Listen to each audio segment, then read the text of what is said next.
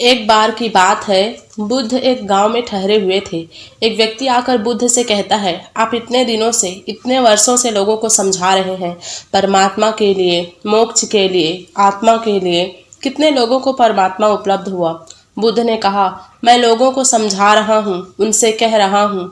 वही कोई 40 वर्षों से मैंने लोगों को परमात्मा के और जीवन के अर्थ के संबंध में बातें कही है। तुम्हारा यह कहना बिल्कुल ठीक है कि कितने लोगों पर मेरे बातों का असर हुआ, कितने लोगों को मोक्ष की प्राप्ति हुई और कितने लोगों को परमात्मा की अनुभूति हुई। बुद्ध आगे कहते हैं, मैं इन सब चीज़ का जवाब दूंगा। पहले आप मेरा एक काम करो। पास में ही एक गांव है, छोटा सा। आप गांव में जाओ और लोगों से पूछो कि कितने लोगों को परमात्मा की चाह है, कितने लोग सच में मोक्ष पाना चाहते हैं। और जब वह व्यक्ति गया तो सभी लोग जो जो चाहते थे, आकांक्षाएं थी उनकी, सब बताए। लेकिन व्यक्ति हैरान हुआ कि उनमें किसी ने ये नहीं कहा था कि कोई परमात्मा को चाहता है। वह बुद्ध के पास आया। उसने कहा कि यहाँ तो परमात्मा को कोई नहीं चाहता। बुद्ध कहते हैं, अगर आप परमात्मा को चाहते ही नहीं हैं तो उसे बाहर से कैसे थोपा जा सकता है?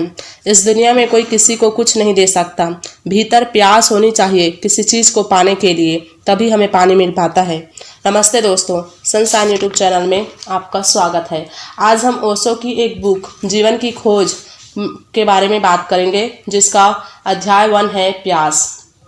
दोस्तों, इस दुनिया में कुछ लोग परमात्मा को पाने में उत्सुक हैं, कुछ लोग जीवन को जानने में लगे हैं।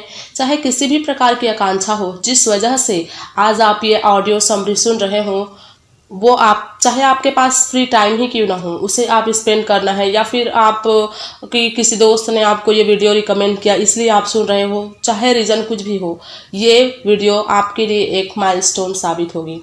तो चलिए शुरू करते हैं। दोस्तों, जो जीवन को जानना चाहता है, जो परमात्मा को जानना चाहता है, वो पहले देख ले कि उनके अंदर उसे पाने की प्यास है भी कि नहीं। क्योंकि अगर किसी चीज़ के लिए प्यास ही नहीं है तो वो चीज़ निरर्थक है। इसलिए ज़रूरी है कि सबसे पहले उस चीज़ की आकांक्षा हो। हम बाहरी दुनिया को देखते रहते हैं। जीवन का जैसा विस्तार बाहर है वैसा भीतर भी है, पर कोई भी भीतर की दुनिया में जाना नहीं चाहता।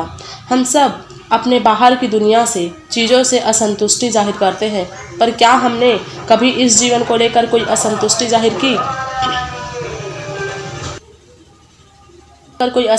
जाहिर की? हम सब इस जीवन में जहाँ पर भी हैं सब संतुष्ट हैं। और अगर हम संतुष्ट ही हैं तो इस जीवन को जीने का क्या मतलब?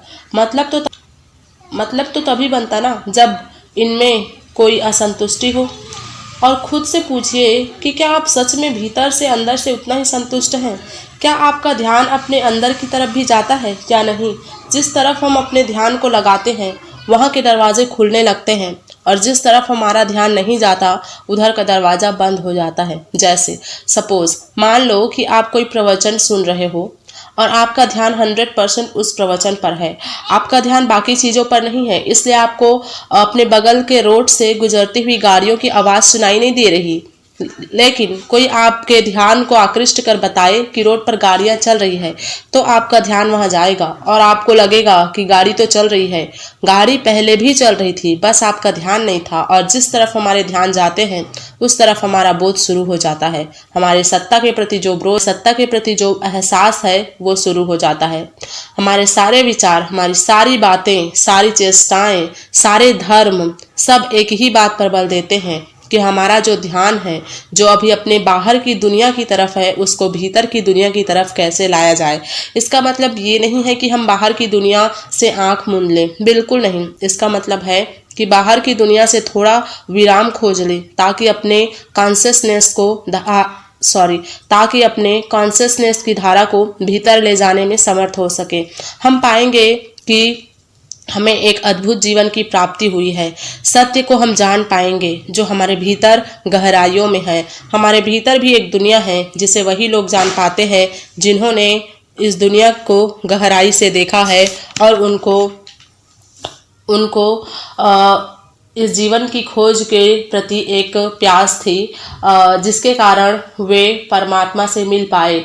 जैसे बुद्ध हुए, राम हुए, कृष्ण हुए, ये सब अपने भीतर के जीवन से असंतुष्ट थे, बाहरी चीज़ों से नहीं। जैसे आज हम हैं, हमें अपने बाहरी चीज़ों से असंतुष्टि है कि हमारे पास घर नहीं है, गाड़ी नहीं है, बंगला नहीं है, लेकिन क्या हम अपने भीतर से संतुष्ट हैं? क्या हम सच में अपने दिल से वो काम कर रहे हैं जो हमें करना चाहिए ये सब चीज़ों को पाने के लिए? बिल्कुल नहीं। इसलिए जीवन में प्यास लाइए। जीवन के प्रति असंतुष्टि ही क्रांति पैदा करता है। दोस्तों, हमें हर वक्त ये दिखाया जाता है कि हम हर दिन मर रहे हैं। जैसे किसी की मृत्यु हमें एहसास कराती है कि एक दिन हम भी मर जाएंगे। लोग कितने आसानी से भूल जाते हैं कि वे भी एक दिन मर जाएंगे और ऐसे जीवन जीते हैं मानो कि वे अमर हो गए हैं। जब आपने जन्म लिया है, मृत्यु उसी दिन से स्टार्ट हो जाती है। हम हर दिन मृत्यु के करीब जा रहे हैं, लेकिन हमें उसका दुख नहीं होता। हम उस दिन का इंतजार करते हैं जब हमारा मृत्यु का अंतिम दिन होगा। उसके बाद कुछ नहीं बचेगा। हमारे दुख को हम छोटी छोटी खुशियों से छिपाने का प्रयास करते हैं, और यही वे दुख हैं जो हमारे भीतर के जीवन के प्रति जो प्यास है उसको जगाता है, और से हमें जीवन का असली मतलब समझ आएगा, जो बुद्ध समझ पाए थे, जो कृष्ण समझ पाए थे और जो राम समझ पाए थे। दोस्तों, महाराष्ट्र में ओशो जो है वो एकनाथ का एग्जाम्पल देते हैं। एकनाथ के पास एक व्यक्ति आया। उसने एकनाथ से पूछा कि मैं आपसे जानना चाहता हूँ कि आप बाहर से तो पवित्र नजर आते हैं, पर क्या आपके अंदर भी उतना ही पवित्रता है, या आपके भीतर भी पाप उत्पन्न होते हैं? एकनाथ ने व्यक्ति से कहा, मैं तुम्हें कल से एक बात बताना चाहता हूँ कि 7 दिन के अंदर अंदर तुम्हारी मौत हो जाएगी।